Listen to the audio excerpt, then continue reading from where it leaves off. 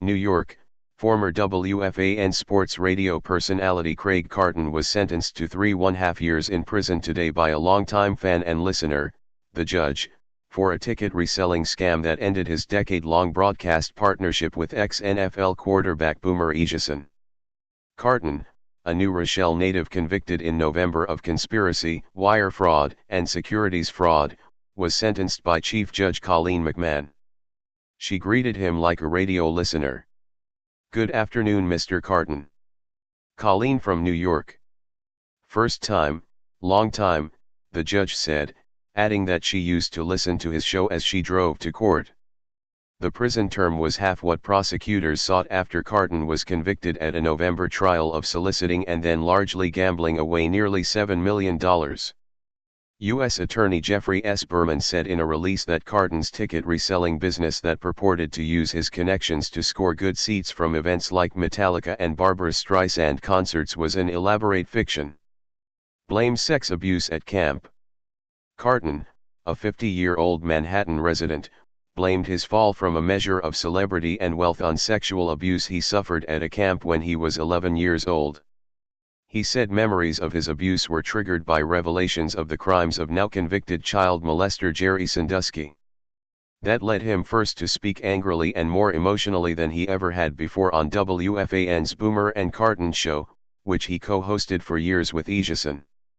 Then he couldn't sleep. "Nobody knows what it's like when lights go out and you lay in bed awake and the demons come," Carton said. He said he turned to blackjack as an escape until gambling became an addiction. "Thank you. You're almost signed up for breaking news. Keep an eye out for an email to confirm your newsletter registration." Carton said his 2017 arrest was a lightning bolt of awareness for me. He said he has joined Gamblers Anonymous, sometimes hosting meetings, and was undergoing therapy. "I am truly powerless over this disease," Carton said. His last bet, a loss, came less than a year ago on June 22, he added. "Judge a fan except when show got raunchy." Before describing the sentence, McMahon said she had enjoyed Carton's show, except when it got too raunchy.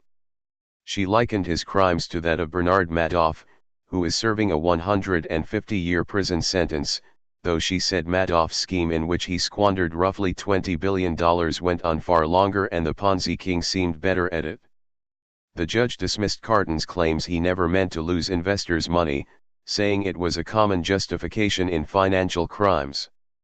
"The money always runs out at some point and only then do you realize the road to your personal hell was truly paved with your good intentions," she said. She praised Carton's plan to publicly urge others to stop gambling as she ordered him to pay $4.8 million in restitution and to forfeit $4.2 million. He also must do 150 hours of community service. She said Carton could perhaps someday resume a radio show, which he left after his 2017 arrest, but she noted one of the biggest advertisers on sports radio shows seemed to be legal gambling businesses. "That troubles me," the judge said.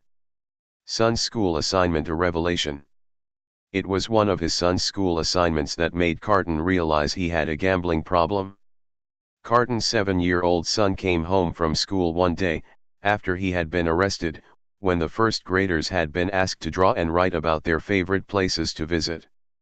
His son had listed Borgata, Atlantis, and the Hard Rock all casinos. "I checked into gambler's rehab 48 hours later," Carton wrote in a letter to the judge before sentencing. The sentencing came 5 months after he was found guilty of a scam that unfolded as he tried to get a handle on mounting gambling debts. "I had lost total control," Carton said in his letter to McMahon. "This has been the most difficult period of my life, and yet I am sure it has been as difficult if not worse for those that I have hurt through my irrational decisions. It is devastating," Carton, speaking about the accusations, told USA Today in an exclusive interview in November. 2 others jailed. Carton had been accused of running a Ponzi scheme with 2 other men that involved buying and reselling tickets to concerts and other live events. The plot allowed Carton to spend nearly $7 million of investors' money on gambling and personal expenses, the U.S. Attorney's Office said. The Manhattan resident, who graduated from New Rochelle High School, was arrested in September 2017 and went to trial in November, when he was convicted of securities fraud, wire fraud, and conspiracy to commit those crimes. Joseph Melly and Michael Wright previously pleaded guilty in the case after admitting their roles in the scheme. Melly was sentenced to 6.5 years in prison, and Wright was sentenced to 1 year and 9 months in prison. Horrific, childhood traumas cited. Carton's lawyers said in court records that his gambling addiction grew out of horrific and repeated instances of childhood traumas, including sexual assault. That trauma is not an excuse for his crimes, they said, but it was relevant in their argument for a lighter sentence. In his letter to the judge, Carton said that he had it all in life before throwing everything away, in part because of his gambling addiction. He maintained that he was building a real business with the venture to buy and sell concert tickets, but at the same time I was becoming enslaved by my desire and addiction to gamble.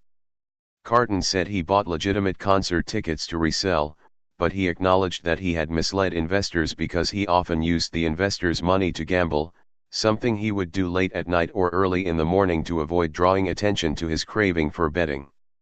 At his worst, Carton said, he was gambling online every day and in casinos as often as he could.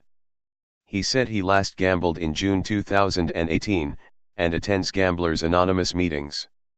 Carton said he can have a positive impact in the future by serving as a public face for gambling addicts and support efforts to help them.